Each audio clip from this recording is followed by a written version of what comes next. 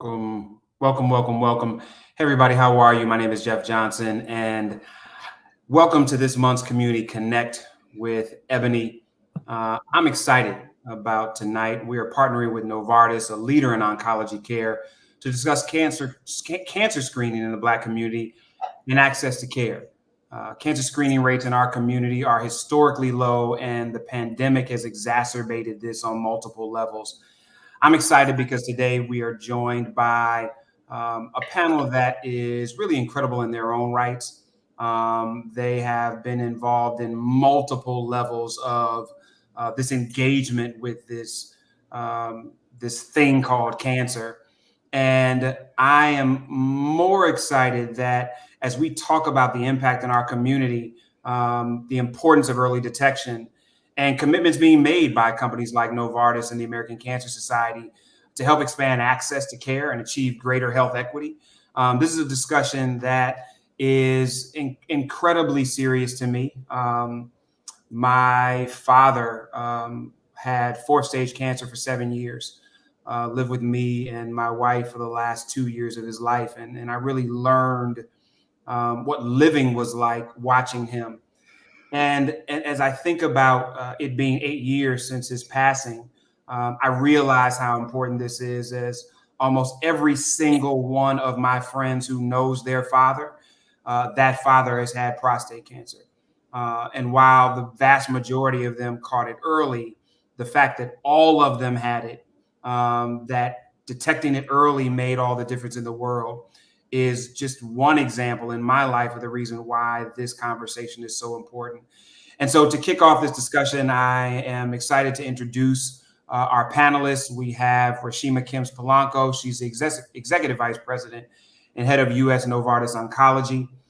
She oversees all commercial and medical operations for Novartis and Oncology in the United States. And we're going to hear not only what Novartis is doing and really I think the nuances of how the company tackles cancer from many angles, but also her own personal experience.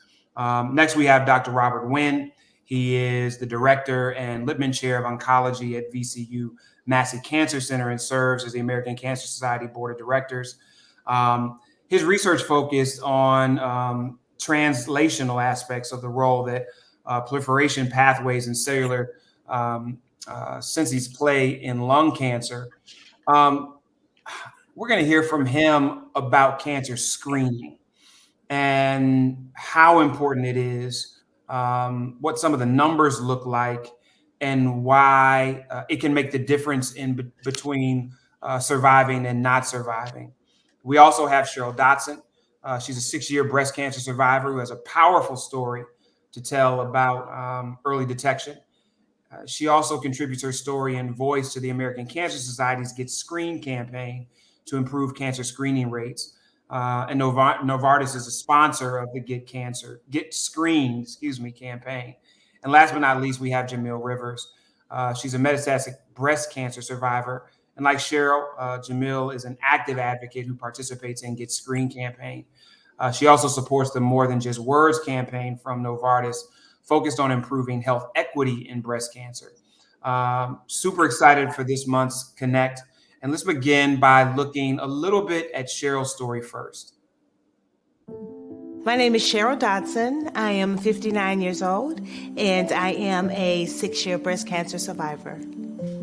I went to my gynecologist for my normal checkup and had my mammogram, and then I got that thing in the mail saying that there was something detected and I needed to come back in. I had an appointment, and the doctor walked in and everything, and he had this look on his face. And he said, well, unfortunately, you have breast cancer. And I was like, I can't have breast cancer because we just lost my mom, my dad, my brother, and I can't do this to my siblings. I said, no. I didn't have any symptoms.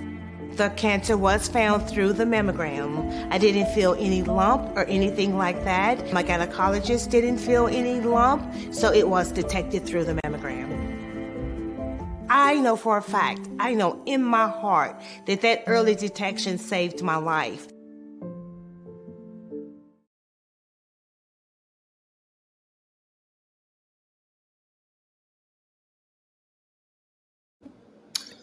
Cheryl, thank you for being with us tonight and for being willing to share your story. You just talked about in the video how important early detection was, but I'm curious to hear a little bit more about your journey from that early detection surprise, and what sounded like for you a commitment to survive as a result of all that your family had been through. So can you tell me a little bit about where you've been from that early detection to your involvement in Get Screened? Well, that video was taken 2 years ago, so now I'm going on an 8-year survivor. And for me, it was a shock, because even though my mother, not my mother, but my aunt and my cousin passed away with breast cancer, I had no idea, just no idea that I would be one that was diagnosed. And so when I was shocked. And then I said to myself, okay, I've got to just put my big girl panties on and fight this thing. Because I had to fight for my daughter and I had to fight for my siblings, and I couldn't do anything else but fight. So that's exactly what I did. And I feel that, there are purposes that happen to you in life. And I never ask the question, why? Because why not? I feel that I was left here to be able to share my story and to let people know the importance of that early detection, because without that, it would totally be a different situation. So early detection is everything, and I'm always, for the last 8 years, every time I talk to somebody, have you had your mammogram? Have you had your mammogram? And I'm out there, fundraising, just talking to people, speaking as much as I can, and everything, because early detection is the key. And I will continue to say that, till the end. Early detection is the key, because if you don't catch it before it's spread, then you're gonna go through things that you really don't want to go through. I ended up having a mammocyte and a lumpectomy, and I was able to do that because of the early detection. Mm-hmm. If the stage was, like 3, 4, no, I would not have been able to do that. But my diagnosis was the invasive ductal carcinoma, and I was in stage 1. Yeah, and Cheryl, thank you so much. I mean, Doc, I want you to weigh in here because not only is Cheryl living proof to the importance, and she also mentioned the fact that on the other end are examples of what happens if you don't have early detection.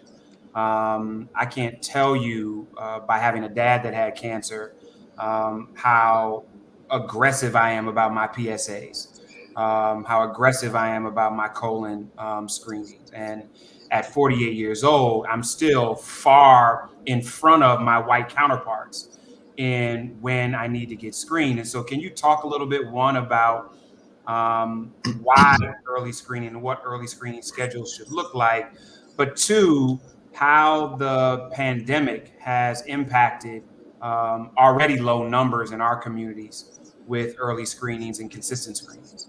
Yeah, so thank you for that question. And Cheryl, I really appreciate your story. It exemplifies a couple things that I'll get to. I'll answer your second question first. We know that over 10 million people with preventable cancers did not get screened as a result of COVID last year. And those preventable cancers are the ones that can be screened. They're the breast cancer, the colorectal cancers, prostate cancers, cervical cancer. None of those 10 million plus people did not get screened last year. That translates into approximately, we're thinking that over the next 5 years, 5 to 7 years, we'll have an increase of almost 30% more deaths from breast cancer, potentially 32% more deaths from prostate cancer. And interestingly enough, for something that no one should ever die from cervical cancer, increased rates on that as well. All due because we've actually had, as a result of COVID, already low numbers, as you pointed out, that became even more negatively impacted. The story still goes that even though modern day medicine is able to do things now that we could not have done in the past, people with lung cancer, people with advanced stage breast cancers can now, get the promise of even molecular targeted therapy. But as Cheryl pointed out, the best therapy is if we catch it early. And I'm going to make a pitch for prevention, but I'm sure we'll get into that of, diet, lifestyle, and your mental health are also going to matter. But at the end of the day, we've now actually recognized that African Americans actually are being picked up at early ages with more aggressive disease. As a result of that, things like the United States Preventative Task Force have amended for the first time their guidelines to take note of that. And so, for example, colorectal screening is now done earlier, particularly of African Americans, and so is lung cancer. So we are learning in science that the truth of the matter is that while African Americans certainly get cancer like everybody else, sometimes, unfortunately, because of things, and I'm going to say to you right now, not just our biology, we get it earlier and we get it more aggressive. So the best tool and the best weapon we have, screening. Thank you, Doc. Reshema, I know that there's so much on the Novartis side that you're doing, but this is personal for you. And I really would appreciate if you could talk to us about the personal impact cancer has had before you begin to go into the incredible work that you're doing with Novartis. Thank you. And first, let me just thank you for having me here. And Cheryl, I'm so inspired by your story. I'm so happy that you're doing so well. And we want to hear more stories like yours. And if I just think about my own personal purpose and the privilege I have to lead this organization in the citizen seat, it's really driven by a personal relationship that I have with my best friend of 27 years. She was my college roommate. And at the age of 38, she was diagnosed with early stage breast cancer. And, she went through 6 months of treatment, chemo, radiation. We really thought that, well, she was in remission and she passed the 5-year mark. And at that time, if you were in remission for 5 years, we really felt, and she felt, that she was cured. And 7 years after her initial diagnosis, the cancer returned. It had spread. It was metastatic. We lost her last year. The point of the story is she had an amazing spirit. And I heard that same spirit in Cheryl's story around the resilience and the fight and always having a plan. And that's the one thing that I admired so much about my friend is I rarely saw her down. It was always about what's the plan. As long as there was the next treatment or the next option or looking into clinical trials as a possibility, there was hope, and she never lost hope until her very last day. And so it's important here that we as African Americans, as Black people, have a plan, for our health and getting out in front of it. And screening is, I agree with you, that screening is so important for that early detection, and it can save a great many lives. Thank you for that. And it's interesting, right? No matter how much time has passed, it still it sticks with us because we understand that this beast, I wanted to use another B letter word, that we think of cancer, is in some cases preventable. And we think about the loved ones that we've lost. I lost my father when he was 67. And I was talking to a group of kids just 2 weeks ago. And it was a violence prevention program. And they asked me, Mr. Jeff, how early did you lose your first friend? And they assumed that I was going to talk about gun violence or street violence. And I said, Brian Scott was my next door neighbor and my best friend from elementary school into middle school. And at 15, he died of leukemia. And that was the first friend of mine that passed away. And so cancer has just wreaked its wrath for so many families in so many different ways. And so I'm really curious about, because I think it's important as we think about that and the breadth and depth of the impact that cancer has on so many of our lives. It's why companies like Novartis making the investment that they've made so important. And so can you talk about the work that you're doing with Novartis, and in some cases, the spaces that you're most excited about the work that you're doing? Absolutely. First of all, we are thrilled to be in this partnership with the American Cancer Society.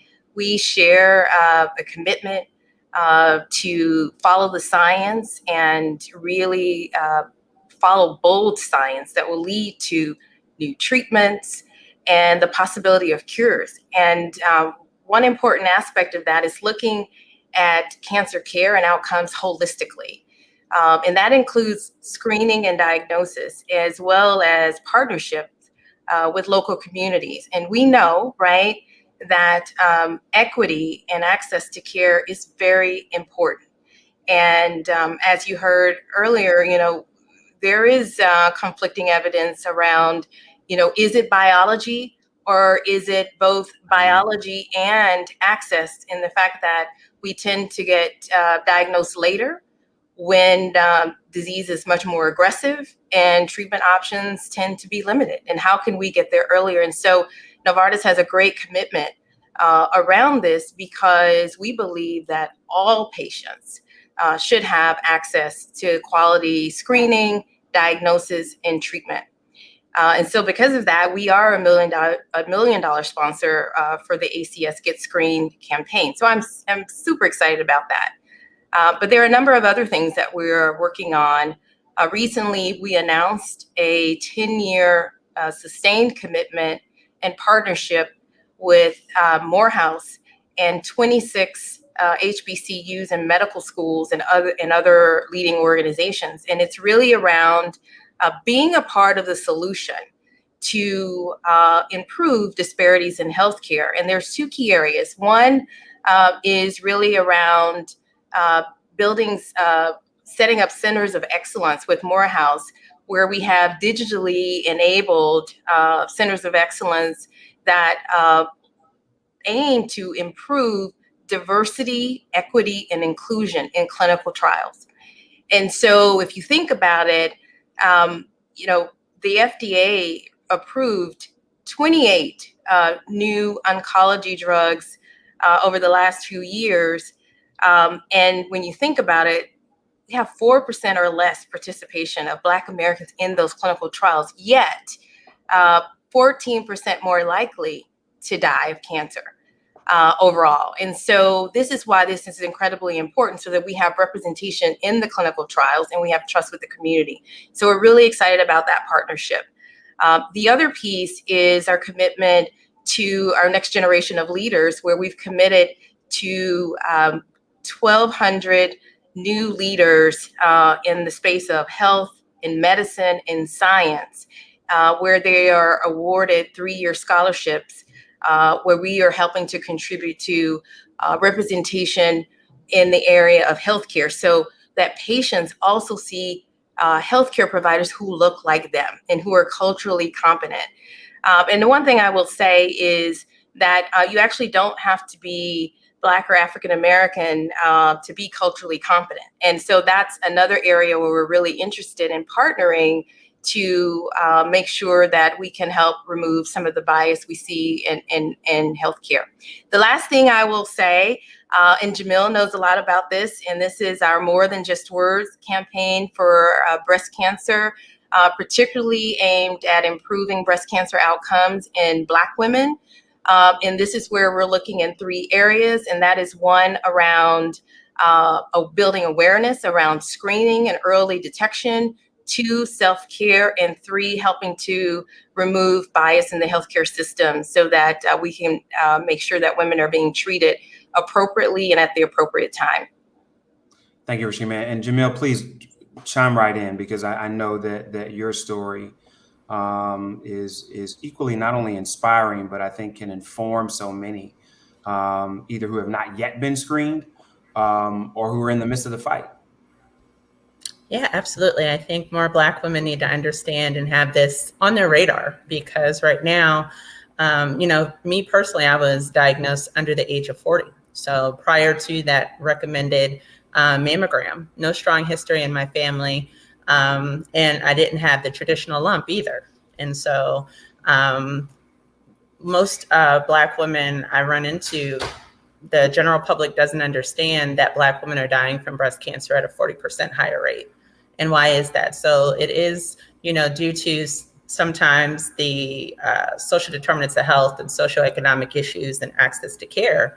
However, I think that there is a lack of acknowledgement for the barrier being racism and bias in the care setting. And until that has more accountability and checks and balances in place to make sure that clinical trials are equitable and that the barrier isn't the gatekeepers within the care setting, that can definitely make sure that we have equity across the board.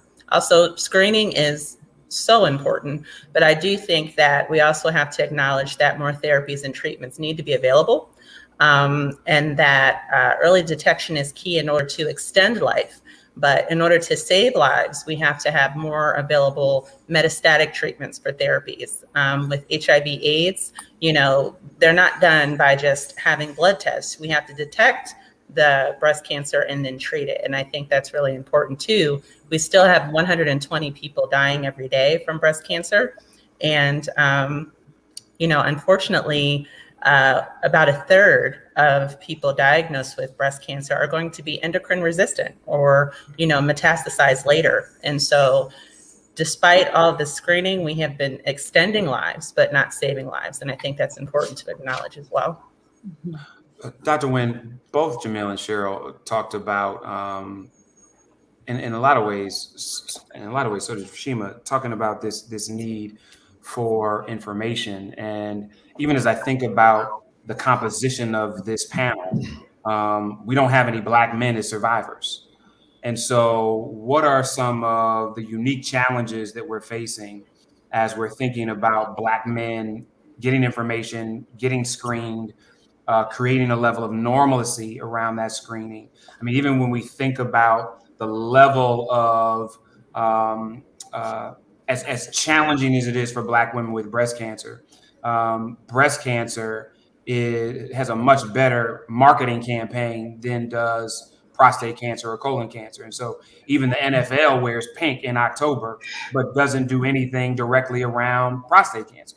And so what are some of the things that we need to do to increase information, normalcy, and screening rates around men in particular? Yeah, I think we're going to have to be open that many of what has been passed down through the ages of men not talking about issues has to give way to some practical common sense. I am thinking about coming up on Thanksgiving. And one of the things I've been doing traditionally now with my family is saying that is the time where we give thanks for everything, but we also reflect on our history. And not just our family history, but our family health history. It's in doing little small things like that we've been able to figure out that Uncle Willie just didn't die. He actually had prostate cancer. Now, they didn't know because he didn't go to the doctor, but he did go to the doctor and found out he got those conversations are actually, I think, undervalued. And when we say, and we look at men and we say, well, men, they just need to wake up and just start talking about this. Listen, it ain't going to happen that way. I hope it happens that way. Now, I will say that I think that this is critical because what's happening with many people, COVID has taught me this lesson, that many of our men are going to Dr. TikTok and Dr. Google and talking about if I just take more zinc, this all go away. Maybe some alfalfa sprouts. Listen, I mean, so we are going to have to, as a medical profession, I've actually made it my goal as a second ever African-American Cancer Center director of an NCI designated program to take it to the streets.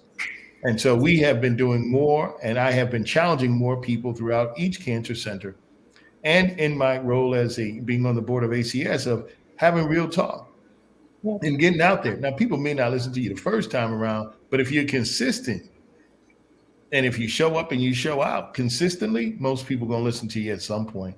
But I actually am starting to think that as Black families, we should sit around Thanksgiving and not understand that Auntie Minnie just died from something, and actually start recognizing that the genetic portions actually also matter. And I'm not saying that we're going to talk about BRCA1. I'm just sort of saying that if you had anybody in your family that died of cancer, that should raise the flag for us. In fact, I think that I found out that 3 of my uncles and a couple of my cousins all had prostate cancer, and that didn't come from someone telling them. That came from me just sort of saying, you know what, y'all, tell me about my history, so I can tell my kids about their history and make them safer.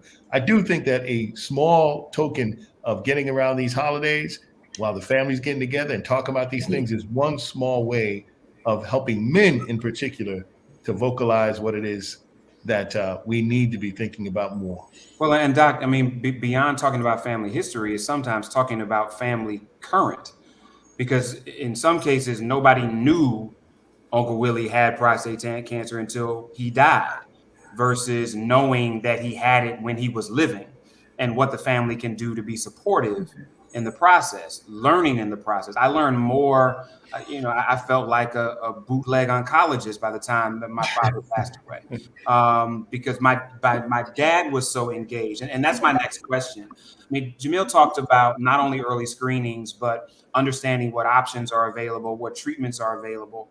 And my dad had prostate cancer. He got early screened. They thought they got it all. They didn't. Came back, obviously, at a further stage, metastasized to his endoskeleton, and there it stayed for about 6 years. And then it transferred to his lungs, and he got, you have 6 months. And when my dad went to see his oncologist, my oncologist asked him if he was getting his affairs in order, and he said, "Nah, doc, listen, there's a new cocktail that's available. This is what it is. It's not yet available, but I've already made the call, and they said I can get compassionate use. All I need you to do is sign this paper." And so the doctor didn't know that this was available, but my dad knew that it was available. And so how do we have conversations with our community, one, about advocating for ourselves, about where the resources for finding out about where some of this research is doing and what's available? And one, can we be part of clinical trials? But two, compassionate use is a legitimate tool for some people that are dealing with certain stages of the disease. Yeah, and I'll keep that real quick because I think others may want to jump in, but I'm going to make a pitch for this. We don't know what we don't know. Most of us don't know that we have access to 71 nationally deputized designated cancer centers throughout the country that actually has a bank of all these things available.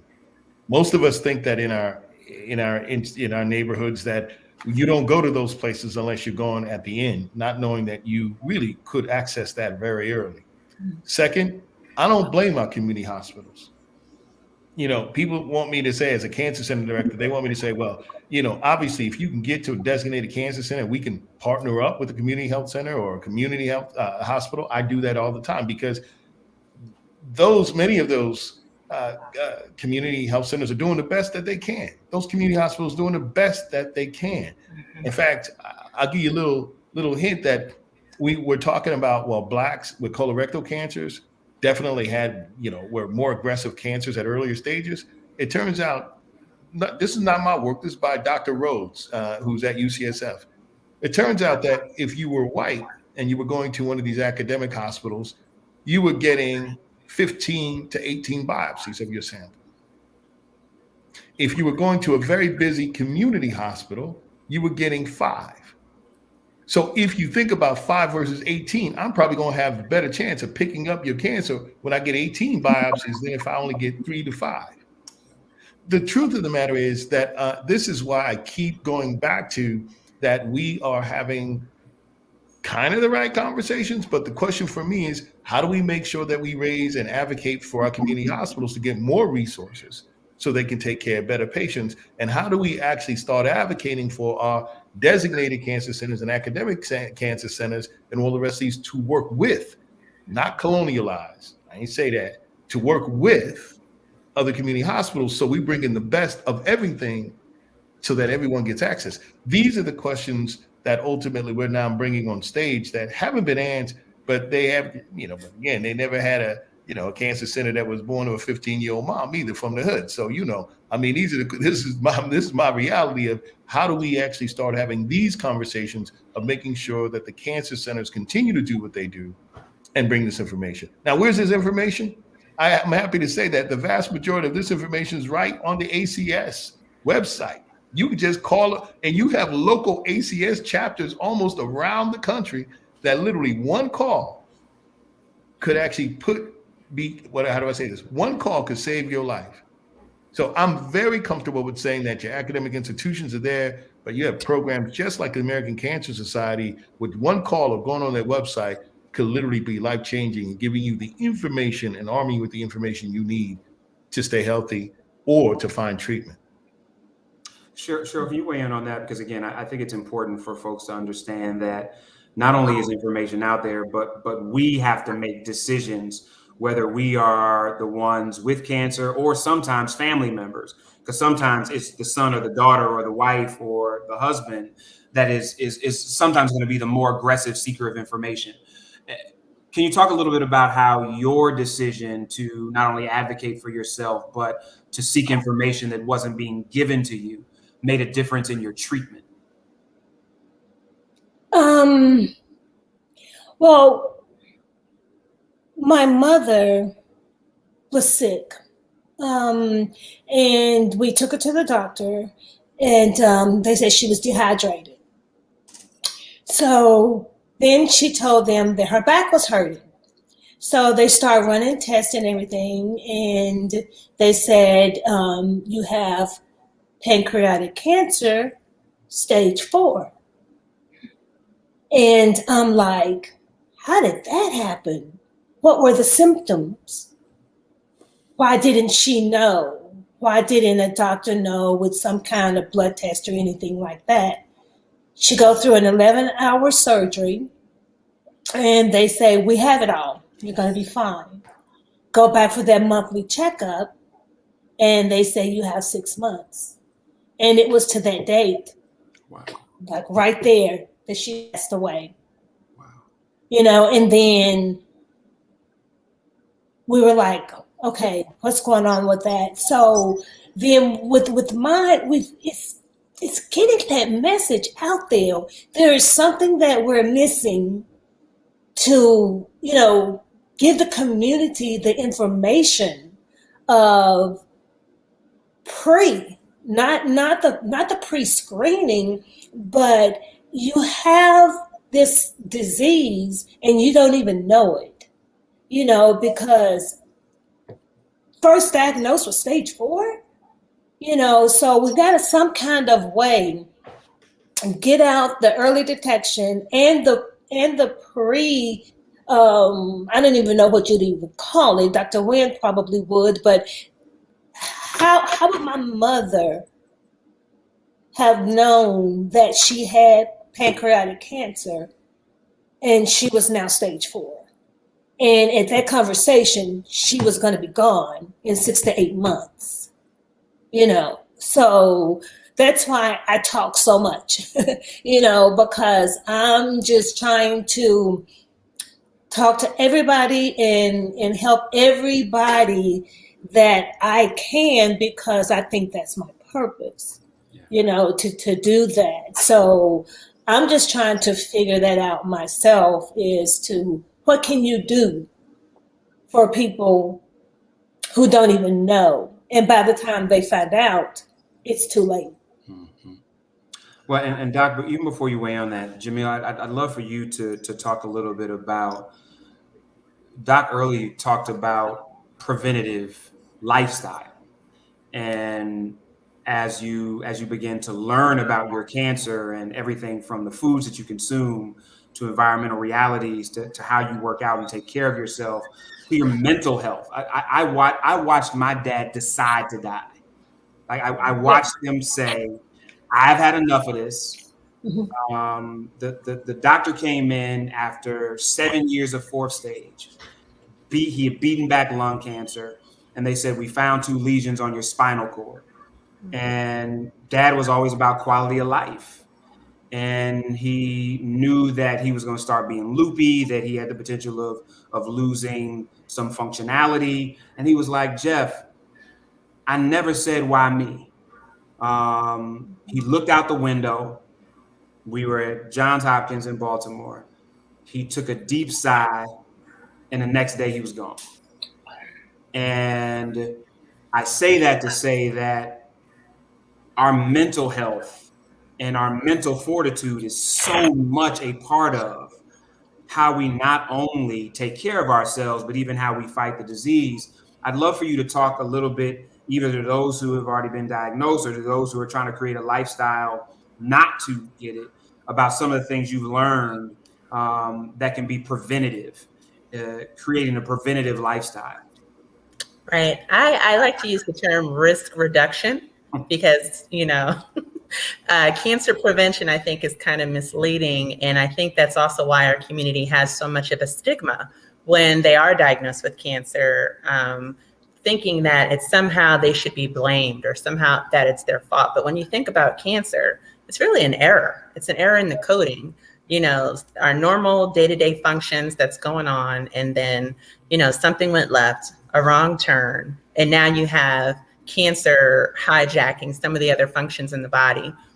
So I think that's part we can think about risk reduction. So having a healthy diet, now that I even have stage 4 breast cancer. So luckily I've reached no evidence of disease, but the cancer has never left. And I think now that we know so much more about the tumor microenvironment, even earlier stages, it's just a matter of they don't have any solid tumors and they don't know in particular if it's really an imaging situation. So you could still have circulating tumor cells, and you need to have as much of a anti-cancer lifestyle as possible. So that is eating healthy, staying away from processed foods, staying away from,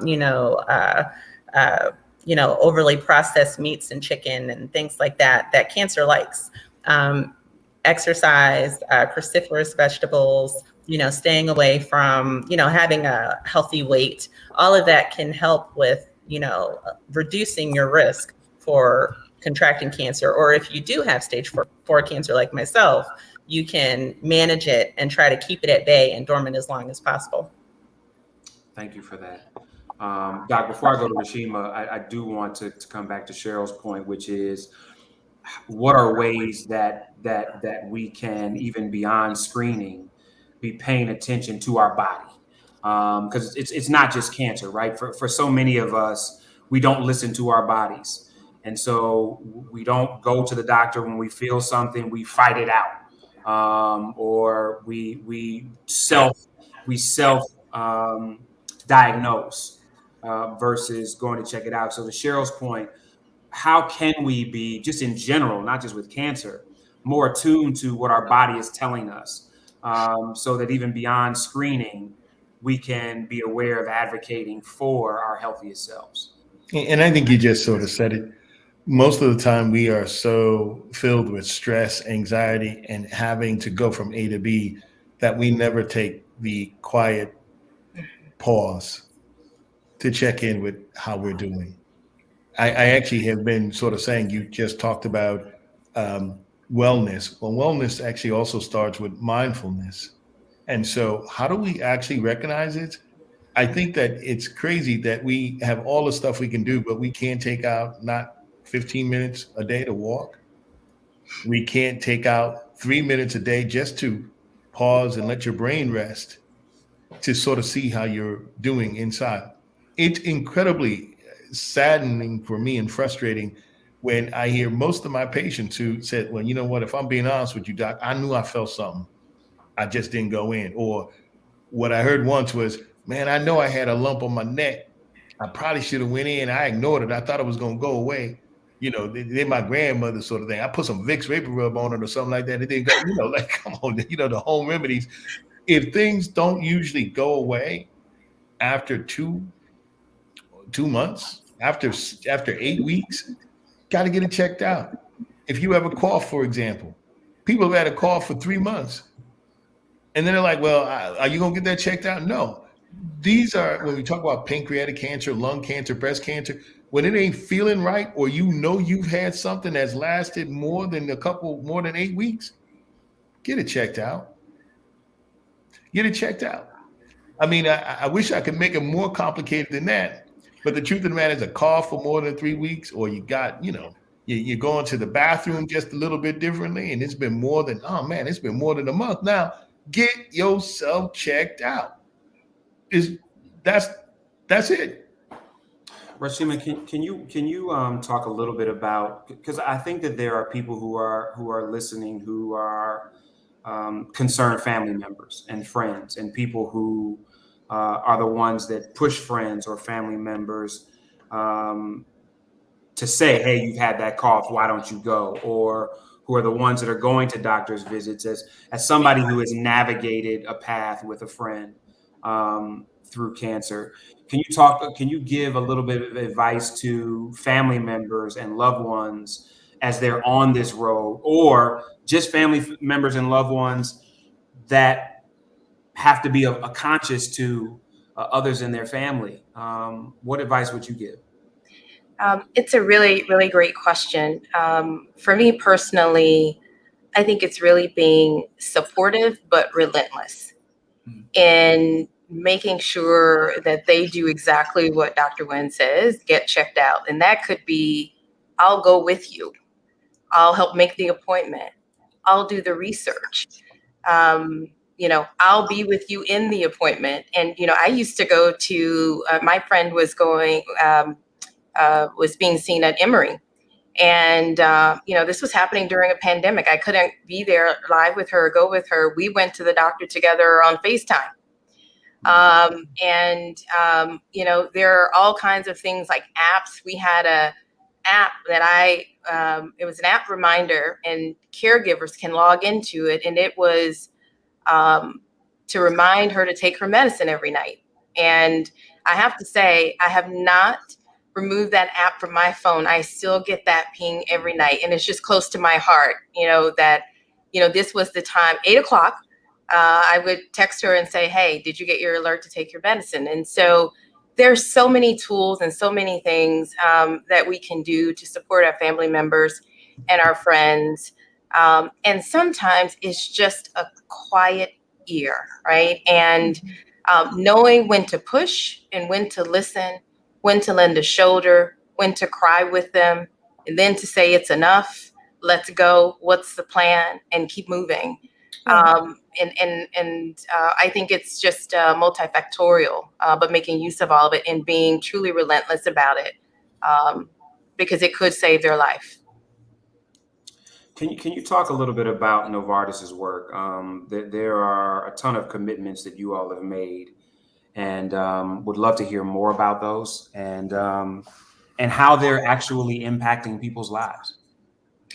Yeah, so our Novartis Foundation commitment, and the one I was mentioning earlier, where we have the 10-year commitment with the HBCUs, it's a $13.7 million commitment to really establish these centers of excellence. And one point that I want to make is earlier I talked about one of the things that we're doing with Morehouse is looking at how do we improve diversity, equity, and inclusion in clinical trials. But there's another aspect to that, and that's studying the environmental factors. And what made me think of that was, you know, when we talk about what foods should you eat and the mindfulness and all of that, we also know where you live and the quality of the air, the quality of the access to food also plays a role. And so one of the things that we're looking at is how do all of these factors play together when you think about clinical trial representation, cultural competence, where people live, you know, what are the standards and the data that may have, you know, algorithms that are used to determine how patients are diagnosed. In one great example that happened, during the pandemic, are the pulse oximeters, right? Where, and Dr. Winn, you're aware of this, where the oxygen levels were being reported differently in African American people, and so these kinds of things. That's just one example. These kinds of things can delay or deter treatment. And so that's why this is important to tackle it in a multifactorial way.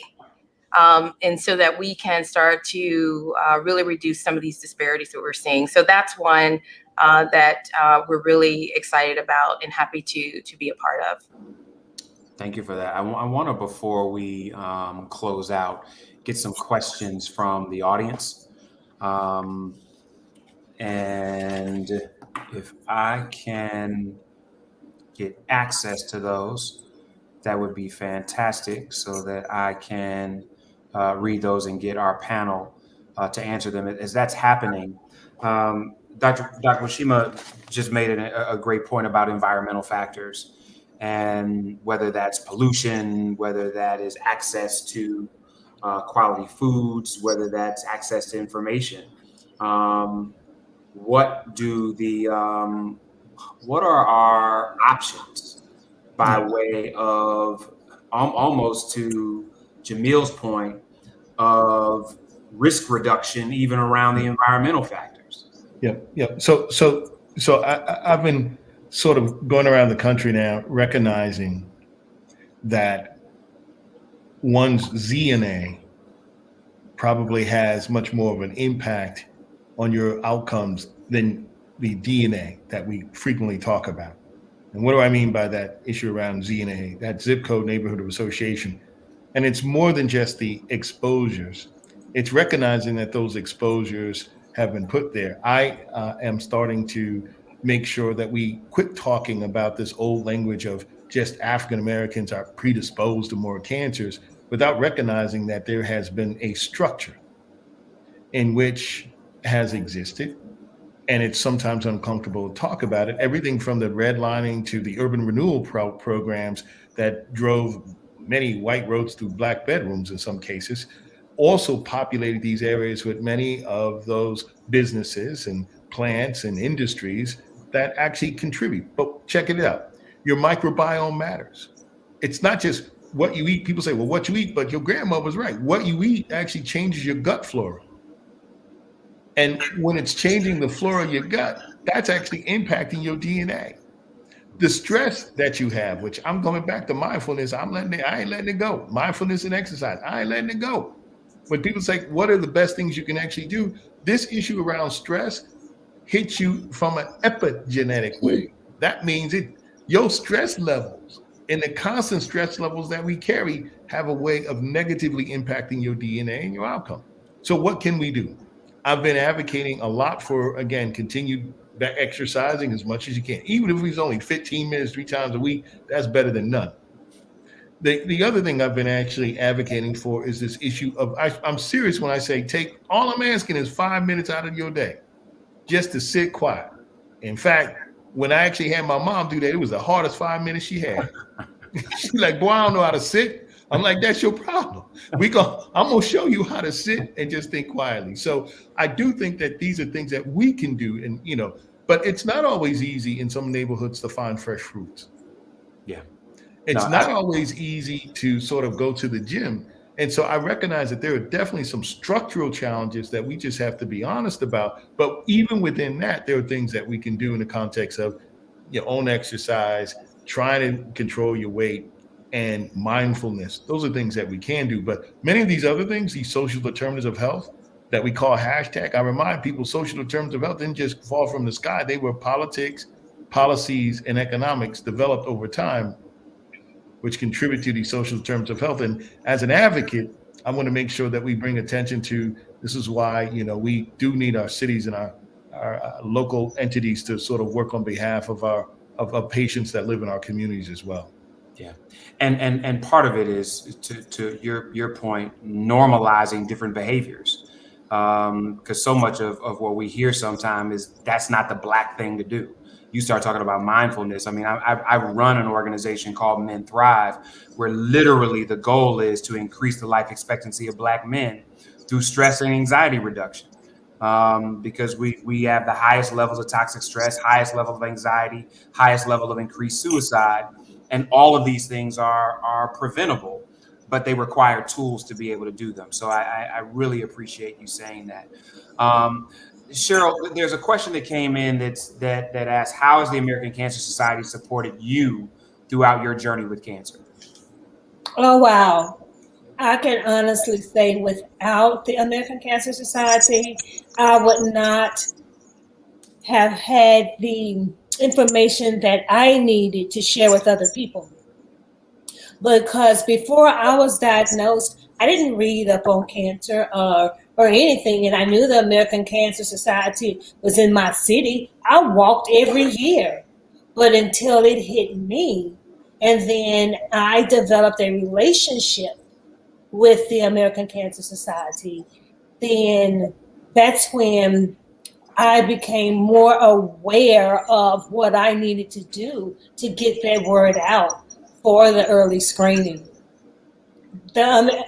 I can't say enough about the American Cancer Society. And like Dr. Winn was saying earlier, you dial that number. I called for someone the other day that needed a wig. And I called that number, and the representative actually sent me 4 links just in the one conversation that we had, so I could pass on to somebody who did not know anything. You guys, we have so many breast cancer people out here that don't even know how to get this information. They don't know to go to the American Cancer Society and, just ask a question.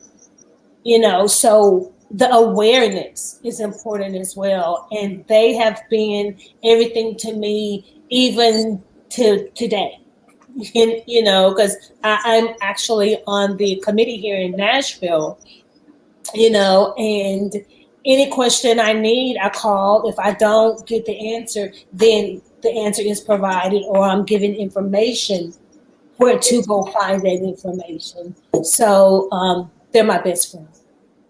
Awesome. Thank you so much for sharing that. Dr. Winn, how would you approach a screening conversation with somebody who's reluctant? I do this every day, and I start off the same way. And I say it's almost like the following. You may not believe cancer, but cancer don't really care. It's literally like COVID. You can believe what you want to believe, but when it grabs hold of you.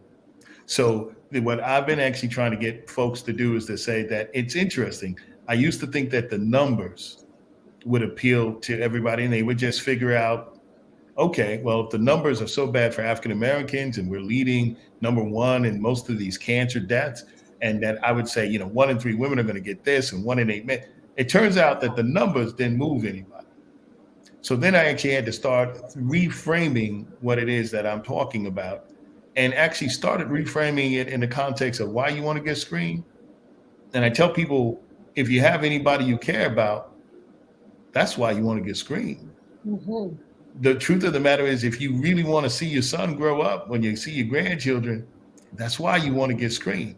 Yes. The truth of the matter is that if you are looking for having a life that is really full, get screened. And back in the day, remember that sometimes we're now in an era that if we just know how to get screened, that's the next thing, is making sure that I can get them to say, you're right, I probably ought to get screened. You know what the second part is? We as a system have to make it even easier to get screened. That's why I think this multimodality way, for example, in GI cancers, for example, the using a card, putting your stool on it and doing DNA test or doing whatever, or getting a colonoscopy, or getting whatever is a good idea. And we're moving towards, women, instead of going just pap screen, being able to do their own sample of the cervix, believe it or not, a DNA PCR test that would be able to tell people. I actually have come full circle and says, I don't care how you get screened as long as you get screened, because the best screening is the one you're going to do. And so I have really been pushing the fact that I used to be a purist. Now I am definitely no purist. Just get clean, and I'll be happy with that. But the truth of the matter is, I have stopped just giving people the numbers, because scaring people by numbers, they can get other numbers on Dr. TikTok. So I'm really trying to teach my cancer center not to have the conversation around numbers, but to connect around people. And then I'd end with sort of saying that I'm trying to have a whole entire cancer center and a whole health system understand that the words of Teddy Roosevelt still matter today. And that is, people do not care how much you know until they know that you care. And so if we want to get more people screened, we're going to have, as a health professional, get out there, and as advocates, get out there and show people that we care, because I think that connectedness moves people more than sometimes even numbers. Reshema, you talked a lot about a breadth and depth of some of the things that Novartis is doing, from the places you're investing to the amount of money that you're investing. I'm curious though, what does winning look like? If these young health professionals matriculate through these institutions, what does winning look like for you? That's a really good question. And I think, again, it's also multifactorial and multidimensional. Winning looks like survival rates for Black women are the same as survival rates for their white counterparts. That's in breast cancer. That's just one example. And it's a partnership between private and public institutions, right? No one entity can do it all. We all have to work together. And that's why partnerships with the American Cancer Society and with Ebony in using your platform to help reach the community and government and industry and academic centers is so important for us to work together to really deliver these solutions. And so for Novartis Oncology, it's being a part of the solution and being able to contribute and do our part to ensure that all people, regardless of race, ethnicity, background, zip code, you name it, any type of description or boxes we like to put people in, that they will have the same chance at the same outcomes at the same time. And to me personally, that's really my North Star, that we can have those opportunities, that we have more survivors and thrivers. And I love, Jamil, what you have, cancer thriver, more people thriving. That's what success looks like. And that's actually what I wanted to go to the last question is, Jamil, with you is just that. If there's somebody listening right now that is saying that they want to fight, but they don't know how, and they are trying to muster sometimes the courage, sometimes the will, sometimes the energy, what would be 3 things you would say to them to thrive versus survive? I would say don't do it alone. Overdose on support. Reach out to the American Cancer Society. Reach out to organizations like mine, the Chrysalis Initiative, because there are people there where you don't have to navigate through everything alone. And actually, you can probably have better outcomes if you know you don't know what you don't know. And I think even with screening and treatment and all the different options, and who knew breast cancer, for one, was so complicated? Prior to me being diagnosed, who knew that there were tumor markers and genetic testing and genomic testing and subtypes and all of that and all the different treatment options? And it's a lot to process, even for family members and caregivers that want to support. Like you said, you became like a bootleg oncologist because of how much information that you had to process. And so again, you don't have to go through that alone. You want to have the best outcome and stay on that continuum as best as you possibly can. And it's not just the medical, it's also your support structure and everything that you're doing to support the medical treatment that you have. So overdose on that support. I definitely reached out to the American Cancer Society first. And everything that was an option, I took advantage of. And I think that's why, I get to thrive at this point. And even things that you think that you might not need help with, you don't know. Just go ahead and get that support. Connect with other people that do know. And there could be so many things that you might not even anticipate that you need to have as part of your care. And so just have that reinforcement around you where you can have that backing and support in order to move forward and do what you need to do. Thank you so much. Dr. Winn, there was another question that I think is extremely important, and that is, what are the cancer screenings? What is a short list of the recommended cancer screenings? And frankly, when Black folks should get them done? So great question, and I'll keep this one. I have a Jewish doctor, and I'm sitting in the room, and he says to me, "Jeff, have you gotten your colon checked?" And I said, "I made the appointment." He said, "Yeah, man, because it sucks to be a Black man." And I appreciated it. Because, Reshema, to your point, you talked about you don't have to be a person of color to be culturally competent. He was saying that to say, I am asking you, did you do this 3 to 4 years earlier than I would ask the white men that come in to see me? And I appreciated that I had a doctor that was not a Black man, that had the cultural competency and, frankly, the willingness to say that to me, to say, I understand who you are, I understand what you need, and I understand that you should be getting this screening. 1, because I know your family history. 2, because I know you're Black.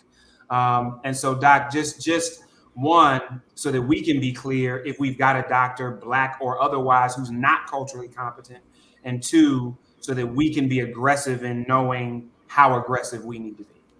Yeah, and just keeping it simple, breast, screenable mammographies. Colon, definitely screenable. You got the cards, it doesn't really matter which type, they're all about, they work, whatever. You got the colonoscopies. Prostate, we know that we have the PSA and other things that we could check with that. And the other one, lung, because you now have a CAT scan. Now, 20 some odd years ago, right before 2010, before we came up with what's called the low dose CAT scan, which, by the way, you're getting the CAT scan, and I'm going to tell you straight up right now, getting the CAT scan ain't giving you cancer. So I'm going to let's put that out on the table, because I know that I done read that on Dr. TikTok. It ain't happening. I don't have a case report. That ain't happening. So lung cancer, screening for that little spot on your lung is effective. In fact, reduces mortality. Most of these do. And the other one that I think is actually interesting, cervical. No woman on this planet should ever die from cervical cancer. And yet we have increased numbers of African-American women every year dying at increased rates from cervical. Those are our screenable cancers. So you get the things like endometrial, you get the things like pancreas, you get the things like some sarcomas and other things like that. Here's the deal. There is where science is always moving. When I started as a medical student at University of Michigan, we were told that when you had lung cancer, that was pretty much a death sentence. I was told that if you had breast cancer, particularly advanced stage, there wasn't much we could do. In my lifetime, with help with folks at Novartis and other companies, with academic medical centers and NCI designated cancer centers, we've come up with targeted therapies, molecular therapies, immunotherapies, and a whole host of therapies that now we sort of say that even when someone comes to me with advanced breast cancer or advanced lung cancer, I got something for you, particularly if we do the molecular testing. We've got a long way to go, but when it comes to skin cancer, and by the way, Blacks do get melanomas. Women and skin cancer, I know we act like we don't, but we do. Skin cancers you can check. Head and neck, oral cancers you can check by just a mouth exam. Cervical, breast, lung, right, and GI. Those are the ones that we got tools to figure out how to screen. So let's get it done. And the reality is if your community doc don't know, go to the ACS. We got information for you. So, it's like Big E used to say, if you don't know, now you know. And on that note, Reshema, Jamil, Doc, Cheryl, thank you so much for your time, for your stories, for your insight. We really want to say thank you to Novartis, not only for the work they're doing, but for sponsoring this conversation, the American Cancer Society, for the lives that they're saving, the information that they're giving, and being a part of this conversation. We really thank every single one of you who has joined us. We hope that you take this information, that you will be advocates for this information, that you'll share it with your loved ones, that if you yourself are dealing with cancer, that you now have a little bit more information than you did before this started, and you will share it. Understand that getting screenings are incredibly important, and we hope that you have been inspired to get screened or to help a loved one get screened. Please know that you can visit cancer.org, get screened for resources. You can learn about how to obtain free or low cost screening exams.